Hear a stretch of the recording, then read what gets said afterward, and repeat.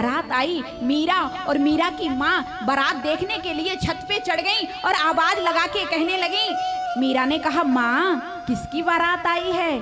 तो कहने लगी, ये तो उनकी बेटी की बारात आई है। ये दूल्हा किसका है? बोले, जो तेरे साथ रहती है ना, उसी का दूल्हा है। मीरा के मुख से निकल गया, माँ मेरा दूल्हा कहाँ है? माँ ने मुस्कुरा के हंस के कह दिया, तेरा दूल्हा तो मंदिर में बैठा है। जब ये बात मंदिर की कही तो मीरा एकदम दौड़ के गई और मोर पंख गिरधर भगवान से कहने लगी, आज से आप मेरे पति हो। चित्तौड़ की उस भूमि राजस्थान पर मीरा गिरधर के साथ रहती हैं। धीरे धीरे दादू का अंत हो गया। प्यारे, अगर भक्ति आपके घर में किसी भक्त के रूप में पल रही है तो समझ लेना आपके कुल में कभी कोई दाग लगाने वाला हो नहीं सकता है। लेकिन दादू का जब अंत हो गया तो मीरा रोने लगी, अब मेरा पक्ष कौन लेगा? अरे मेरे दादू थे, वो मर गए, अब मुझे तो घर वाले ताने देंगे, भक्ति नहीं करने देंगे। प्यारे, संसार के सारे प्राणियों का एक प्रश्न रहता है, बेटा इंजीनियर बन जाए, बेटी कलेक्टर बन जाए, डॉक्टर बन जाए, सब कुछ बन जाए, लेकिन एक टेंशन रहता है, कहीं बाबा ना बन जाए, कहीं बाबा ना बन जाए। इसलिए कोई साथ नहीं देता है बच्चों का। अगर बच्चे भक्ति में जाएं तो माँ रोकती, अभी मत जा, थोड़ा बड़ा हो जाए, शादी विवाह हो जाए तब करना भक्ति, अभी तेरी कोई उम्र नहीं है। मीरा रो रही है, दादू नहीं रहे, दादू चले गए, कौन मेरा पक्ष लेगा, कौन मेरा साथ देगा? एक दिन मीरा के पिता ने आकर के मीरा की माँ से कहा, सुनो, मैं मीरा के लिए घर परिवार देखने के लिए जा रहा हूं और मीरा से कहो शादी के लिए तैयार हो जाए। मीरा की माँ के पास जाकर के मीरा से कहा, मीरा तुम्हारे पिताजी घर देखने के लिए जा रहे हैं और तुम्हारी शादी का समय आ गया।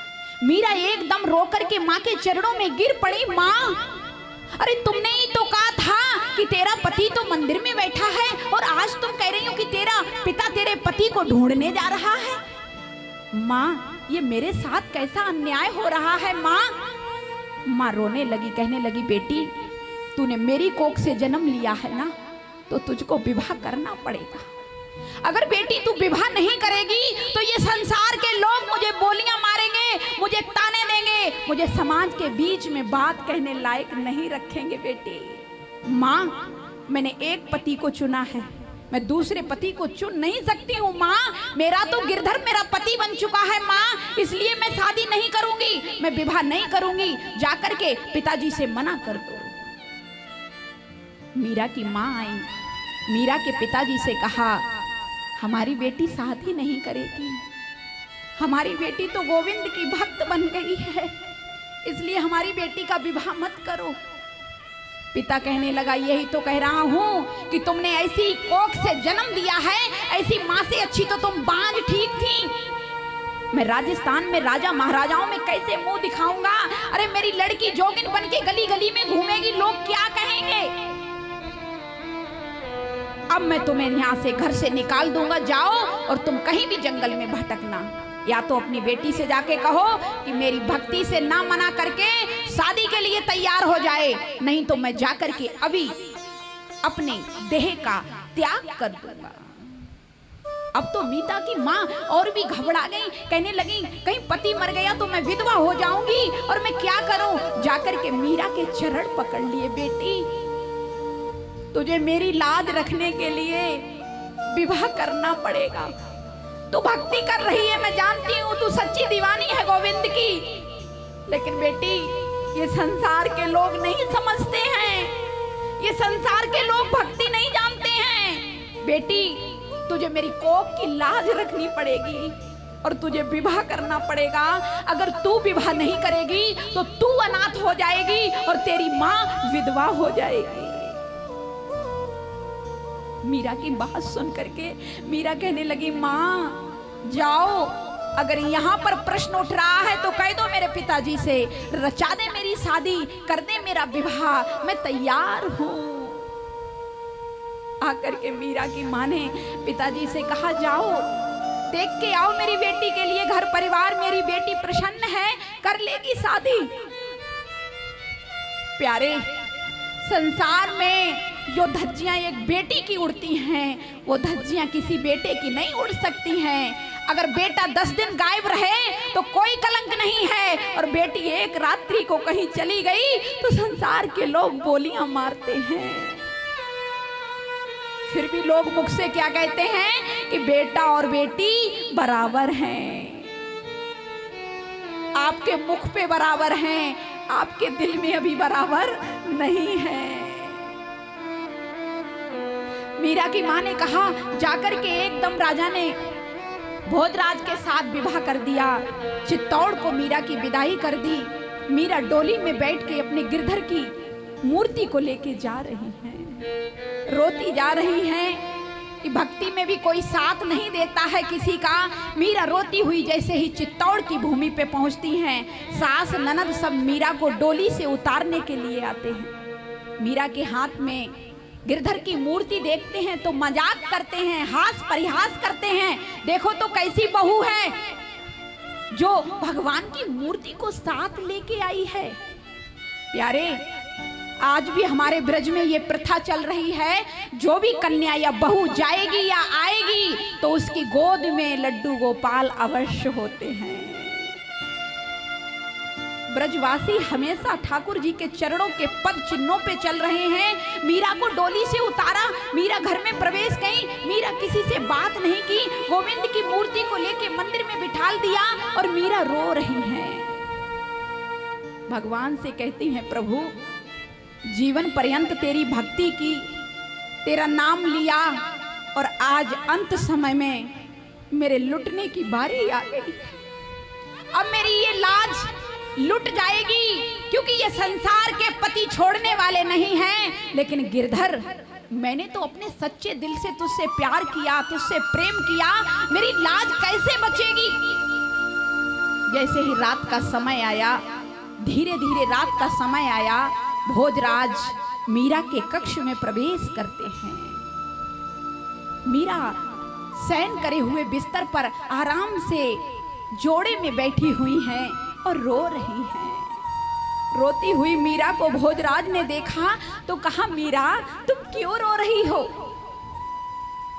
मीरा कुछ नहीं बोली। मीरा जानती हैं, अगर मैंने आते हुए पति से कह दिया कि मेरे इस शरीर को स्पर्श मत करना, तो अभी सारे के सारे मुझे घर से निकाल के बाहर कर देंगे। मीरा रो रही हैं। फपकती हुई मीरा को भोजराज ने एकदम हाथ जोड़ के कहा, मीरा अगर आप मुझे नहीं बताओगी तो फिर किसको बताओगी। मीरा, आपको बताना होगा, आप रो क्यों रही हैं। आपकी बिना अनुमति से विवाह किया गया है या आपको यहाँ आके पसंद नहीं है, कोई कमी तो बताओ मीरा, कोई कमी तो बताओ। मीरा कहने लगी, अगर आप सच्चे मन से मेरी कमी पूछते हो तो मेरी एक कमी है कि मेरी शादी हो चुकी है। कहाँ? बोले सामने मेरे गिरधर बैठा हुआ है, ये मेरा पति बन चुका है, और मैं नहीं चाहती हूं कि एक पतिव्रता नारी दूसरे पति को आलिंगन करके अपने जीवन को नष्ट करे। एकदम भोजराज ने हाथ जोड़कर कहा, मीरा आप मीरा नहीं हो। अरे मुझे आज पता चला मेरे घर में तो कोई साधारण देवी प्रकट होकर के आई है जो मेरे सारे कुल को तार देगी। मीरा तुम क्यों रो रही हो, आज्ञा करिए, इस भोजराज को क्या करना चाहिए। प्रभु यही मेरी विनती है कि मेरे शरीर से आप आलिंगन ना करना। मीरा मैं तुम्हें सौगंध देके कहता हूँ, आलिंगन तो बहुत दूर की बात है, मैं तुम्हें अपने जीवन में कभी स्पर्श भी नहीं करूंगा। ये बात जब मीरा की सुनी तो एकदम सुनकर के मीरा गोविंद के चरणों में गिरी और कहने लगी, वाह रे गोविंद, आ गया ना मेरी ससुराल में, मेरी ससुराल में मेरे पति के रूप में प्रवेश होके मेरे साथ में तू आ गया। पति कहने लगे, मीरा एक बात ध्यान रखना, संसार के लोगों के सामने हम और आप पति पत्नी बन के रहेंगे, अगर पति पत्नी बन के नहीं रहेंगे तो ये लोग बोलियां बोलेंगे, और पर्दे के अंदर आप मेरी गुरु हो मीरा, आप मेरी गुरु हो, मैंने आपको गुरु बना लिया। मीरा ने कहा ठीक है। धीरे धीरे समय व्यतीत हुआ। क्या हुआ कि एक दिन मीरा मीरा पूजा में बैठी हुई थी और मीरा पूजा करते करते क्या हुआ कि हवा का झरोका आया और मोर पंख पूजा से उड़ गया। जैसे ही मोर पंख उड़ा, उड़ता हुआ मीरा ने देखा मोर पंख को ऊपर मुंह करके ढूंढती हुई दौड़ती हुई जा रही थी। राजघरानों की बात है, मीरा के आंगन में एक कुआं था। उस कुआं को बीचा बीच में देखा, मीरा की नजर मोर की तरफ, पंख की तरफ है और मीरा दौड़ रही है। इतने में मीरा का चरण कुआं में रखने वाली थी मीरा, तब तक भोजराज ने पीछे से हाथ पकड़ लिया। जैसे ही हाथ पकड़ा तो मीरा स्तब्ध रह गई। भोजराज ने हाथ छोड़ा और एकदम रोने लगे, मीरा मैंने ये क्या कर दिया? मैंने तो प्रतिज्ञा की थी मीरा कि जीवन में तुम्हारे शरीर का आलिंगन नहीं, स्पर्श तक नहीं करूंगा, और आज मैंने मीरा का हाथ पकड़ लिया। उसी समय जाकर के भोजराज महाराज ने कक्ष में प्रवेश किया और अंदर जाकर के अपने हाथ को हथौड़े से कूट के नष्ट कर दिया और कहा, मीरा मैंने प्रतिज्ञा को भंग किया है, इसलिए ये चेहरा तुमको अब देखने को नहीं मिलेगा। मीरा ने कहा, प्रभु सुनो तो सही, आपने काम वासना से मेरा हाथ नहीं पकड़ा है, आपने तो मेरा हाथ मेरी जान बचाने को, मेरी सुरक्षा के लिए पकड़ा है। प्रभु आप बाहर आइए। नहीं मीरा, मैं भी राणा वंश से हूं, इसलिए मैं बाहर नहीं आऊंगा। और महाराज ने अपने प्राणों का अंत कर दिया। अब तो मीरा रो रही हैं। ससुराल में एक पति का सहारा था, पति भी छोड़ के चला गया। सास, ननद, देवरानी, जेठानी सभी बोलियां मार रही हैं। सास कहे मीरा भई बावरी, लोग कहे कुलनासी। ये भक्ति कर रही है, ये नाश करने के लिए आई है। भोजराज के मरने के बाद मीरा के देवर को गद्दी प्रदान कर दी गई। जो भी उस वंश में जन्म लेता है, जो भी उस गद्दी पर आता है, उसको राणा कह के पुकारा जाता है। कई लोग प्रश्न जानते हैं, सबको पता होगा, लोग कहते हैं कि मीरा के ससुर ने मीरा को जहर दिया। हाँ जी या ना जी? बोलो। कई लोग कहते हैं मीरा के ससुर ने दिया, कई कहते हैं मीरा के पति ने दिया। नहीं नहीं नहीं, मीरा के देवर ने मीरा को जहर दिया है, क्योंकि जो भी उस गद्दी पे आता है उनके गोत्र का नाम राणा है। इसलिए राणा के नाम से पुकार करके विक्रम ने आदेश किया, अपनी पत्नी से कहा, जाओ मीरा से कह दो महलों में रहना चाहती है तो भक्ति से बाहर, और भक्ति में रहना चाहती है तो महलों से बाहर। देवरानी आई, आकर के हाथ जोड़ के बोली, जिज्जी महाराज का आदेश है, आप महलों में रहना चाहती हो तो भक्ति से बाहर, और भक्ति में रहना चाहती हो तो महलों से बाहर। मीरा ने अपनी देवरानी से कहा, बहन मैं महलों में नहीं रहना चाहती हूँ, इसलिए मैं महलों से बाहर, और मैं भक्ति में रहना चाहती हूँ, इसलिए भक्ति में मेरा प्रांगण प्रवास करके चली जाऊंगी। मीरा तुरंत तैयार हुई और अपनी एक हाथ में जोगिन का भेष लिया और वृंदावन की डगर को पकड़ लिया। गोविंद की मूर्ति लेकर के मीरा जा रही हैं, रोती हुई, बिलखती हुई। आज संसार के सारे प्राणियों ने साथ छोड़ दिया है।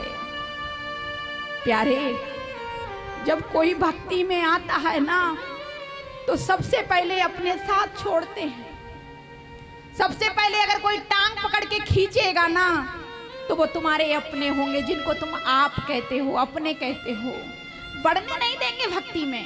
भक्ति में बढ़ने पर लोग कहते हैं कि हमारी बेइज्जती हो जाएगी, हमारी धज्जियां उड़ जाएंगी। प्यारे, हम सब इस जीवन को यापन करने के लिए भक्ति के मार्ग में ही आए हैं। पुनरपि जन्मम पुनरपि मरणम पुनरपि जननी जठरे सैनम।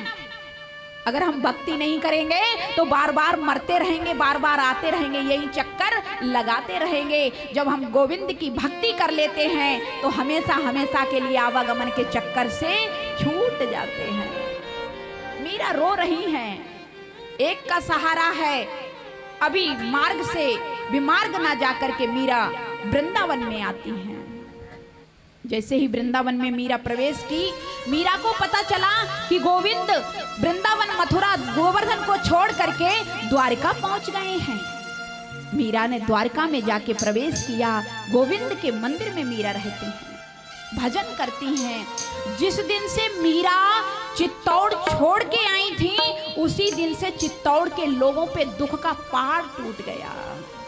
प्यारे, जिस दिन लंका में विभीषण जी महाराज को रावण ने लात मारी थी ना, वो विभीषण के लात नहीं मारी थी, वो लात रावण ने भक्ति के मारी थी। और भक्ति ने उसी दिन निर्णय कर लिया कि जहां मेरे लात लग रही है वहां मुझे रहना नहीं है, जहां राम है मुझको वहीं रहना है। विभीषण ने उसी समय लंका का त्याग कर दिया। असकय चला विभीषण जबहि, आयुहीन भये सब तबहि। सुंदरकांड में ये चौपाई कही है गोस्वामी तुलसीदास बाबा ने। जिस दिन विभीषण ने लंका का त्याग किया, उसी दिन लंका के सारे प्राणी आयु से हीन हो गए। एक भक्ति अकेले पूरी लंका को सुरक्षित रख रही थी, और आज विभीषण जी जाने लगे तो सबकी मृत्यु सुनिश्चित हो गई। ऐसे ही मीरा चित्तौड़ को छोड़ के आई तो पूरी चित्तौड़ पे दुख के पहाड़ टूट पड़े। चित्तौड़ के लोग रो रहे हैं, जब से हमारी देवी मीरा ये छोड़ के गई हैं, पता चल रहा है कि अब हमारा कोई साथ नहीं दे रहा है। हर युद्ध में परास्त हो रहे हैं, हमारी जीत नहीं हो रही है। रोते हुए जाकर के मीरा के देवर के पास पहुंचे। महाराज, कुछ किया जाए। बोले क्या किया जाए? देखो तो सारा चित्तौड़ परास्त हो गया है, कहीं अब कोई जीत हासिल नहीं हो रही है। तो चलिए हम सब मीरा को लेकर आते हैं। सभी चित्तौड़ के मेरे भाई लोग वृंदावन आए। वृंदावन में आके पता चला मीरा तो द्वारिका चली गई। जैसे ही मीरा द्वारिका चली गई, ये सुना तो सभी चित्तौड़ के लोग भी द्वारिका में पहुंच गए और मीरा की कुटिया में पहुंचे और मीरा से जाके कहा, मीरा, हाँ, अरे आप ये बताइए, आप यहाँ रह रही हो, जिस दिन से आप चित्तौड़ को छोड़ के आई हो मीरा, हमारे ऊपर दुख का पहाड़ टूट पड़ा है मीरा। इसलिए हम सब हाथ जोड़ करके आपसे विनम्र निवेदन कर रहे हैं कि आप चित्तौड़ वापस लौट के चलो। ये बात जब सुनी तो मीरा कहने लगी, ठीक है, जब आप चरणों में लोट पोट हो रहे हो और अनुनय विनय कर रहे हो तो मैं चित्तौड़ अवश्य चलूंगी। पहले द्वारकाधीश भगवान का दर्शन करके आती हूँ। जैसे ही मीरा द्वारकाधीश भगवान का दर्शन करने के लिए मंदिर में प्रवेश करती हैं, मेरे प्यारे, भगवान के आगे जाकर के मीरा रोकर गिर पड़ी और कहने लगी, कितनी परीक्षा लोगे प्रभु, कितनी परीक्षा लोगे? इसलिए प्रभु, अब परीक्षा देने लायक नहीं रही हूँ। क्या चित्तौड़ का मुंह दोबारा देखना पड़ेगा? अगर चित्तौड़ के लोगों की बात नहीं मानूंगी तो फिर मेरे ऊपर कलंक लगेगा प्रभु। अब मैं क्या चित्तौड़ दोबारा जाऊंगी? उसी समय गोविंद प्रकट हो गए और मीरा को अपनी शरण में ले लिया और उसी दिन मीरा का वहीं पर अंत हो गया।